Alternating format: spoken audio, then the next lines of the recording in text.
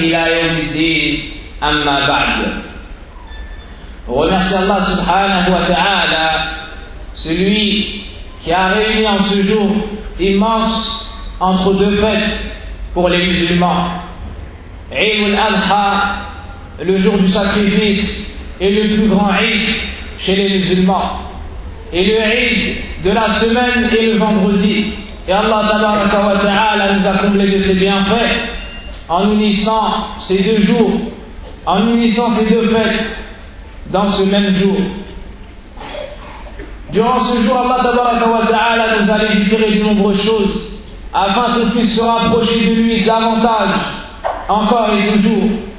Il a légiféré le fait de le louer avec abondance, le fait de faire beaucoup de dhikr.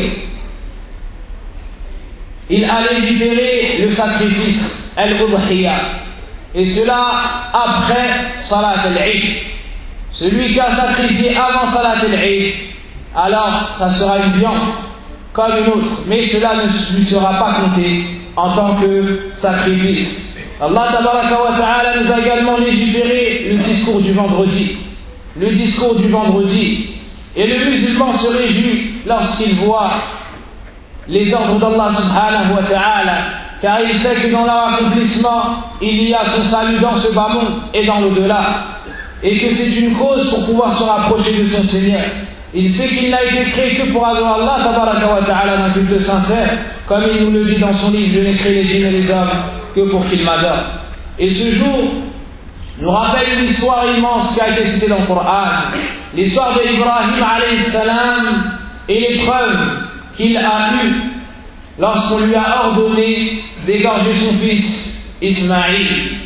Le prophète sallallahu alayhi wa sallam nous dit que la personne est éprouvée à hauteur de sa foi. Plus elle est pieuse, plus son épreuve sera lourde et difficile. Ibrahim alayhi salam est le père des prophètes, le guide de la voie droite. C'est un homme qui a fait devancer l'amour d'Allah subhanahu wa ta'ala devant toute autre chose.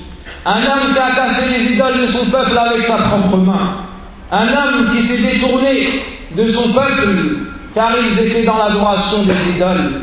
Et lorsqu'Ibrahim alayhi salam a atteint un haut degré dans la foi et dans la piété, Allah tabaraka wa ta'ala l'a éprouvé. Il était marié à une femme pieuse qui s'appelle Sarah, mais il n'a pas eu d'elle d'enfant. Ibrahim alayhi salam, après avoir atteint un âge avancé, a invoqué Allah subhanahu wa ta'ala et il lui a demandé de lui accorder un enfant pieux. Un enfant pieux qui fera du bien et lui sera profitable dans ce bas monde et dans l'au-delà. Il a donc invoqué Allah azza wa jalla. Il s'est donc ensuite marié avec Hajar. Et selon certains historiens, Sarah, son épouse, lorsqu'elle fut stérile, a préféré lui donner Hajar afin qu'il se marie à elle et puisse avoir des enfants. Allah tabaraka wa ta'ala a exaucé la vocation d'Ibrahim et il lui a donné un enfant pieux qui se nomme, comme vous le savez, Ismaïl. Et de cela, on tire l'espoir pour toute personne qui n'a pas eu encore d'enfant après quelques années de mariage. Ne désespérez pas de la miséricorde d'Allah subhanahu wa ta'ala, car Allah tabaraka wa ta'ala est ala kulli shay'in qadir. Il est omnipotent, il est bon et il donne avec largesse, wa huwa ar-razzaq, et c'est le pourvoyeur. Regardez ici, Ibrahim alayhi salam, son épouse était stérile et lui avait atteint un âge avancé, et malgré cela Allah azza wa jalla lui a accordé un enfant, et en plus de cela il en a fait par la suite un prophète.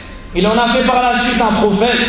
Donc on doit toujours avoir une bonne opinion d'Allah subhanahu wa ta'ala et espérer de lui la descendance. Et si Allah azza wa jalla ne lui donne pas d'enfant, c'est par une sagesse et une science. C'est avec sagesse et science qu'il ne t'a pas donné cet enfant. Et il sait, et nous ne savons pas. Ensuite Allah subhanahu wa ta'ala nous dit, puis quand celui-ci fut en âge de l'accompagner, Ibrahim dit: oh mon fils, je me vois en songe, en rêve, en train de t'immoler.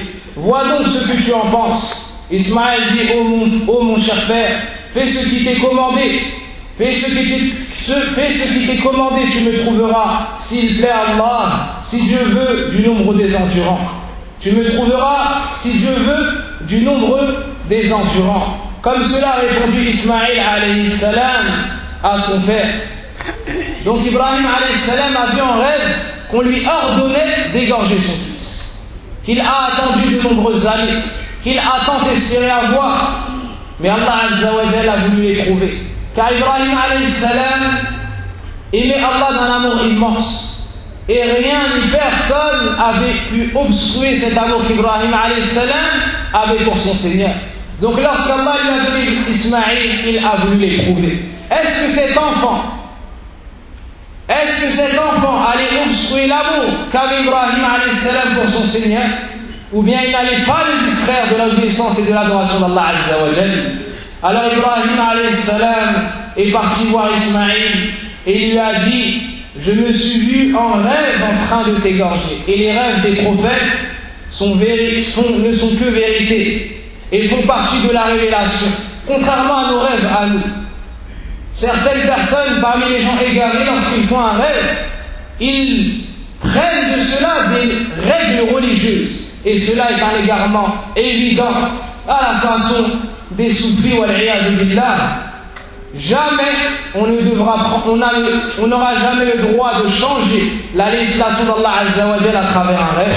Cela est propre aux prophètes et aux messagers. Il a donc consulté son fils, non pas pour qu'il lui dise ce qu'il devait faire, mais pour l'associer à lui dans la récompense. Quelle réponse a eu Ismaïl alayhi salam?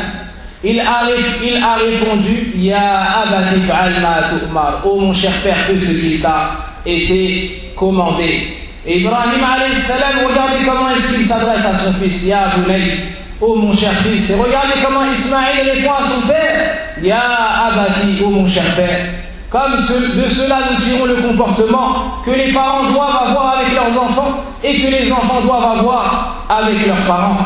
Alors Ismaïl alayhi salam s'est soumis à l'ordre d'Allah et il lui a dit: oh mon cher père, fais ce qu'il t'a été ordonné. Fais ce qu'Allah subhanahu wa ta'ala t'a ordonné, tu me trouveras, si Dieu veut, du nombre des patients. Ismaïl et Ibrahim ont espéré la récompense d'Allah.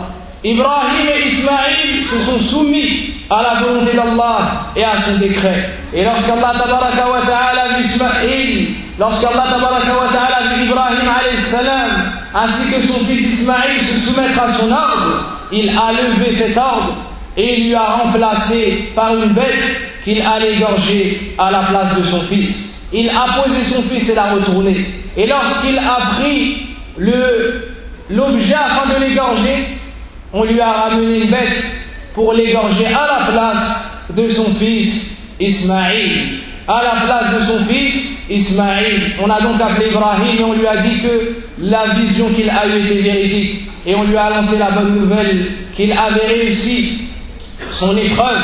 Allah Azza wa Jalla dans le Coran nous montre que cette épreuve est une épreuve immense. Qui pourrait égorger son fils qu'il a attendu de nombreuses années? Et qu'on se rassure, dans l'islam, on ne demande pas cela. On ne nous demande pas cela, mais d'adorer Allah Azza wa Jalla d'un culte sincère, de préserver 5 prières à la mosquée, de préserver 5 prières à la mosquée, de s'acquitter de l'aumône légale, de jeûner 1 mois dans l'année, d'accomplir le pèlerinage une fois dans notre vie. Regardez le comportement d'Ibrahim alayhi salam ainsi que celui de son fils, et regardez notre comportement à nous devant les ordres d'Allah Azza wa Jalla. Regardez l'immensité de son épreuve et regardez les nôtres. Subhanallah.